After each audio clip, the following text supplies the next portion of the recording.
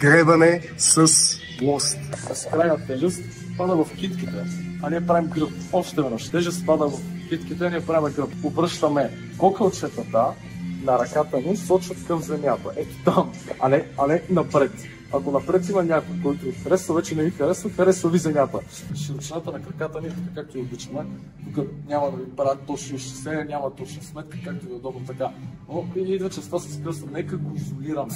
И нека, когато дръпнем самия лост, да дърпаме с гърба назад. Самото упражнение се дърпа в корема. Идеята е всички парешки и всички подмускулни групи на гърба да влезнат назад. Все едно сочим ето там. Кръст надолу, гръб надолу. На хората, които обичат точна наука, нека го кажем 45 градуса ъгъл с дърпане към прешките ни. И останалото нещо, което е безкрайно важно за всяко едно упражнение. Тръгнали сме да късаме мускулни влакна, които да отворят повече кръв и пространство в бицепса, което да се запълни с нови мускулни влакна.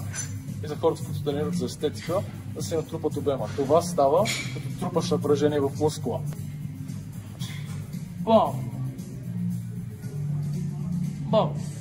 И в момента, в който нямаш сила за цялото, нека бъде половин или нека бъде толкова, колкото мускулите ти изкарат.